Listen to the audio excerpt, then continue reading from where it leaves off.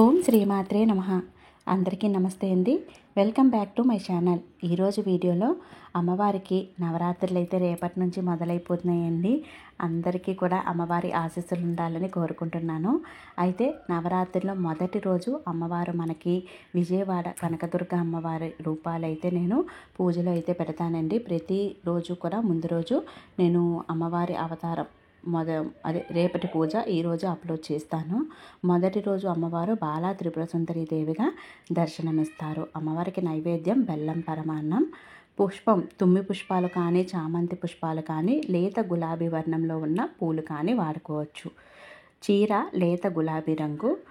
మనం చల్లని వస్తువులు తినకూడదండి. అమ్మవారికి పూజించడం వల్ల మంచి ప్రవర్తన, సద్బుద్ధి, కార్యసిద్ధి, సంతాన ప్రాప్తి కూడా కలుగుతుంది. అయితే ముందుగా నవరాత్రులకు ముందే మనం ఏవేవి ఏర్పాట్లు చేసుకోవాలో అన్ని వీడియో అయితే అప్లోడ్ చేశానండి. కావాలి అంటే ఒకసారి వీడియో చెక్ చేయండి. కింద డిస్క్రిప్షన్లో అయితే లింక్ ఇస్తాను. అమ్మవారి పీఠం ఎలా సిద్ధం చేసుకున్నాం కదా, వేపాకులు ఈ 9 రోజులు మీకు వీలైతే వేపాకులు, మామిడాకులు తోరాలుగా కట్టుకొని మంచిగా ఇంటిని దేవాలయంలో అలంకరించుకోండి. మీరు కూడా మంచిగా దేవతల చీర కట్టుకొని గాజులయ్యి వేసుకోండి. చూస్తున్నారు కదా, ఇక్కడైతే నేను అమ్మవారిని పీట పైన పెట్టుకొని నిండుగా పసుపు కుంకాలు, మొదటి రోజు పసుపు కుంకాలు, ఇక 9 రోజులు కూడా మనం పసుపు కుంకాలు అయితే తీయమండి. ఇవే పసుపు కుంకాలు పెట్టుకుంటాము. అందుకని పీటని ఈరోజే నీట్గా అందంగా అలంకరించుకుంటే మిగిలిన రోజులు ఓన్లీ నిర్మాల్యాలు మాత్రమే తీస్తారు.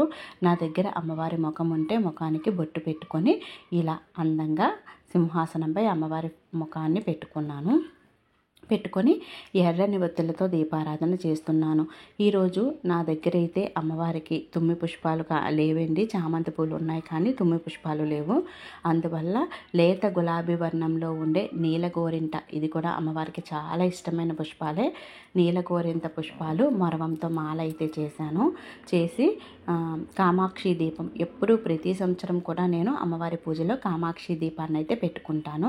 మీ దగ్గర ఉంటే పెట్టుకోండి, చాలా మంచిది. ముందుగా వినాయకునికి పూజ అయితే నిత్య దీపాలు వెలిగించి చేస్తాము.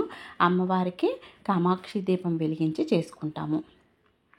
ఇక్కడ కామాక్షి దీపాన్ని అదేవిధంగా వినాయకుడిని అందంగా పూలతో అలంకరించుకుంటున్నాను. పీఠం ఎంత అందంగా ఉంటే మనకి అక్కడ కూర్చొని అలా చూస్తూ ఉంటే మనశ్శాంతి ఉంటుందండి.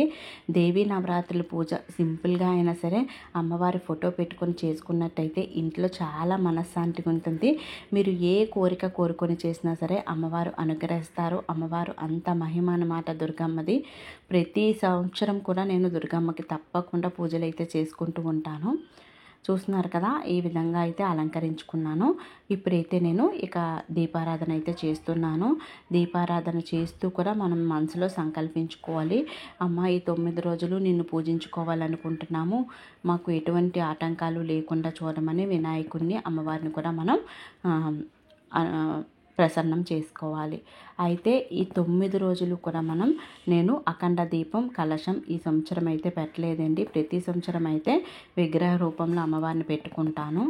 అయితే ఈ సంవత్సరం నాకు కొంచెం డౌట్ అనమాట, అందుకనేసి కొంచెం పెట్టుకోలేదన్నమాట. చూస్తున్నారు కదా, ఈ విధంగా దీపారాధన అయితే సిద్ధం చేసుకొని స్వామివారికి అయితే పూజ చేసుకుంటున్నాను. మధ్యలోనే కువకలకి బాగోలేదన్నమాట, మధ్యలోనే ఆపడం నాకు ఇష్టం లేదు. అందుకనేసి నేనైతే అమ్మవారిని పెట్టుకోలేదు ఈ సంవత్సరము. ఈ విధంగా మనం స్వామివారికి ధ్యానం చేసుకొని, ఆవాహన చేసుకొని, గంధం, పుష్పం, అన్నీ కూడా ఆర్ఘ్యం అన్నీ కూడా సమర్పించి స్వామివారికి ధూపంనిచ్చి నమస్కరించుకోవాలి.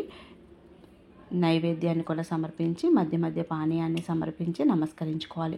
స్వామి, ఈ సంవత్సరానికి ఇలా పూజ చేసుకుంటున్నాము, మమ్మల్ని అనుగ్రహించు, ఎటువంటి ఆటంకాలు లేకుండా చూసుకోమని నమస్కరించుకొని స్వామివారికి మంత్రపుష్పాన్ని సమర్పించి నమస్కరించుకోవాలి. మోకరిల్లి మనం స్వామివారికి నమస్కరించుకోవాలి. తర్వాత నేనైతే కామాక్షి దీపాన్ని వెలిగిస్తున్నాను. కామాక్షి దీపం ఇదే ఉండాలని లేదండి. అష్టలక్ష్ముల కామాక్షి దీపం, నార్మల్గా లక్ష్మీదేవి కామాక్షి దీపం, కామాక్షి అమ్మవారి కామాక్షి దీపం, ఏదైనా కామాక్షి దీపమే అంటారు. ఇందులో వివిధ రకాలు ఉంటాయి. ముఖ్యంగా తమిళనాడు సైడ్ అయితే కామాక్షి అమ్మవారి కామాక్షి దీపాన్ని వెలిగిస్తారు. మనమైతే ఏదైనా వెలిగించుకోవచ్చండి. ఇదే ఉండాలి అని ఏమీ లేదు. మన ఇంట్లో ఏది ఉంటే అది వెలిగించుకోవచ్చు. ఇక అమ్మవారికి కూడా ధ్యానం చేసుకొని ఆవాహన చేసుకోవాలి. ఇక్కడ అమ్మవారికి ఎంతో ఇష్టమైన శంఖాన్ని కూడా పెట్టుకుంటున్నాను. శంఖంలో కూడా నీళ్లు నింపుకోవాలి. ఈ శంఖంలో రోజు నీళ్లు వేస్తే సరిపోతుందండి, తీయవలసిన అవసరం లేదు. ఇక్కడ నిత్యము సాయంత్రం కుంకుమ పూజ చేస్తాను కనుక కుంకుమ పూజ కోసం శ్రీచక్రాన్ని పెట్టుకున్నాను. ఇక్కడ అమ్మవారిని పెట్టి మొదటి రోజు, 3వ రోజు, 5వ రోజు, అలా మనం 9వ రోజు అమ్మవారికి అభిషేకం చేస్తే చాలా మంచిది. అభిషేకానికి అభిషేక ద్రవ్యాలు మన ఇంట్లో ఉన్నవి సరిపోతాయండి. ఇవి అవి తెచ్చుకోవాల్సిన అవసరం లేదు. అన్నీ తెచ్చుకొని చేసుకుంటామంటే ఇంకా మంచిది. మనం ఎంత కలిగితే అంత చేసుకుంటే ఇంకా మంచిది.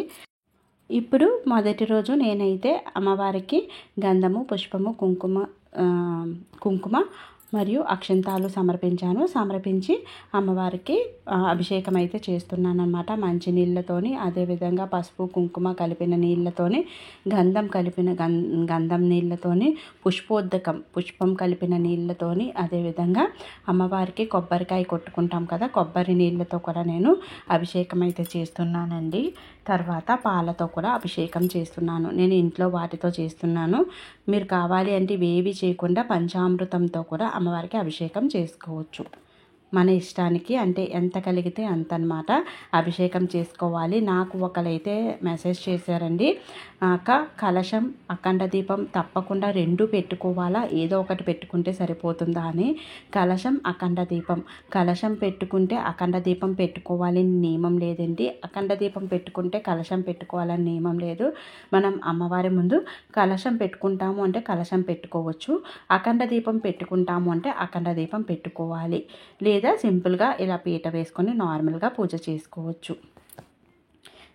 ఇలా అమ్మవారికి అయితే అభిషేకం చేసుకున్నానండి. ఈ నీటిని ఇల్లంతా కూడా కొంచెం పుష్పంతో సంప్రోక్షణ కొంచెంగా జల్లుకొని ఉన్న రిమైనింగ్ అంతా కూడా ఏదైనా పచ్చని చెట్టు మొదలన వేసుకోవాలి.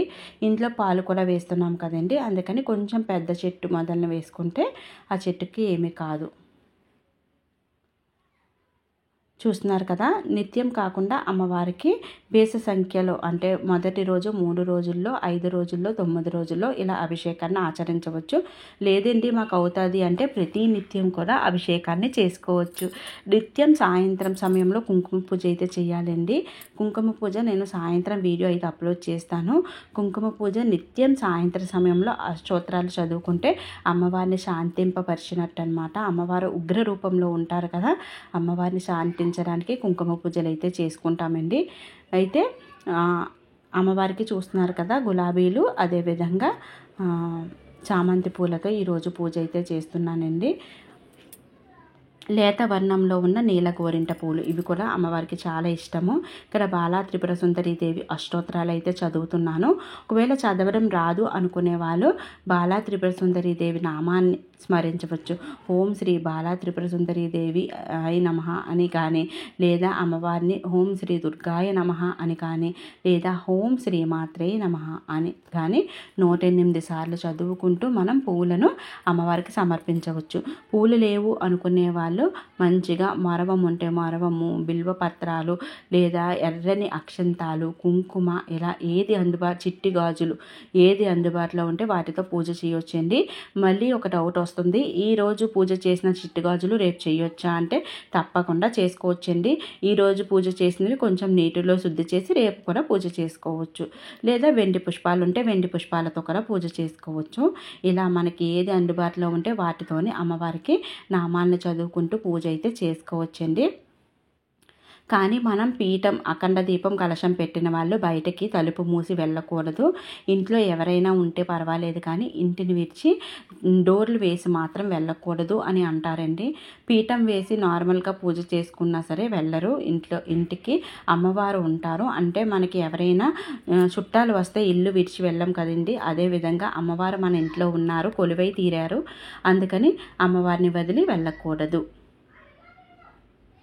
ఇంకా నార్మల్గా పూజ గదిలో సింపుల్గా పూజ చేసుకునే వాళ్ళు వెళ్ళొచ్చండి, ఏమీ ప్రాబ్లం అయితే ఉండదు. ఇక్కడైతే అమ్మవారికి గాజులు, బ్లౌజ్ పీస్ అన్నీ కూడా నేను తాంబూలంగా పెట్టాను. తాంబూలంలో బ్లౌజ్ పీస్ లేదు అనుకునే వాళ్ళు 2 అరటిపళ్ళు, తమలపాకులు, ఒక్క చిల్లర నాణం పెట్టినా సరిపోతుందండి. లేదు అరటిపళ్ళు కూడా లేవు అనుకునే వాళ్ళు 2 ఎండు ఖర్జూరాలు పెట్టినా పర్వాలేదు. అమ్మవారికి బెల్లంతో చేసిన పరమాన్నాన్ని, కొబ్బరికాయను కొట్టుకొని ఏమైనా పళ్ళు ఉంటే సమర్పించుకోవచ్చు. సమర్పించుకొని మనస్ఫూర్తిగా అమ్మవారిని నమస్కరించుకోవాలి. మనం ఏ కోరికైనా కోరుకునే వాళ్ళైతే తప్పకుండా ఈరోజే అమ్మవారి ముందు అనుకోవాలండి. అమ్మ నీకు ఇలా మాకు జరిగితే నీకు ఇలాగా చేసుకుంటాము అని మీరు ఏమనుకుంటున్నారో అది మనసులో అనుకొని మమ్మల్ని చల్లంగా చూడమని నమస్కరించుకొని సంకల్పించుకొని మీరు అఖండ దీపం, కలశం లేదా పూజ ఏది అనుకుంటే అది చేసుకోవచ్చు. లేదా చక్కగా మనశ్శాంతి కోసమే చేసుకుంటున్నాము, అందరూ బాగుండాలని చేసుకునే వాళ్ళు నార్మల్గా అమ్మవారికి నమస్కరించుకొని పూజ చేసుకోవచ్చు. ధూపం వేసి అమ్మవారికి ఇల్లంతా కూడా ధూపం చూపించాలి. అదేవిధంగా మంగళహారతి ఇవ్వాలి. చాలామంది మంగళహారతి ఇచ్చేటప్పుడు ఏం పాట పాడాలి అంటున్నారు. అమ్మవారిని తలుచుకుంటే సరిపోతుందండి. పూజలో ప్రతి దానిలో అమ్మవారిని తలుచుకుంటే సరిపోతుంది. పూజ చేసుకుంటున్నాం కదండి, నవరాత్రులు 9 రోజులు మధ్యాహ్నం పడుకోకుండా ఉంటే మంచిది. ఒక్క పూట అయినా సరే భోజనాన్ని మానేసి పోనీ అట్లీస్ట్ అల్పాహారమైనా తీసుకోవడానికి ట్రై చేయండి. 9 రోజులు నాన్ వెజ్ తినకుండా ఉంటే చాలా మంచిది. ఒకవేళ తింటాము అంటే అది మీ ఇష్టం అన్నమాట. ఈ విధంగా నవరాత్రులు పాటిస్తే చాలా మంచిదండి. అమ్మవారి అనుగ్రహం అయితే ఉంటుంది. రేపటి నుంచి నవరాత్రులు అందరూ కూడా బాగా జరుపుకోవాలి. అమ్మ ఆశీస్సులు ఉండాలి. అమ్మ దయ వల్ల అందరూ చల్లగా ఉండాలి అని మనస్ఫూర్తిగా కోరుకుంటున్నాను. అమ్మవారికి చివరిలో మంత్రపుష్పం సమర్పించి నమస్కరించుకోవాలి. ఈ విధంగా మనం పూజను చేసుకోవాలండి. 2వ రోజు పూజ ఎలా చేసుకోవాలి అన్నది నేను నెక్స్ట్ వీడియోలో అయితే అప్లోడ్ చేస్తానండి. మన ఛానల్ని ఇప్పటివరకు సబ్స్క్రైబ్ చేసుకోకపోతే వెంటనే సబ్స్క్రైబ్ చేసుకోండి. ఓం శ్రీమాత్రే నమః.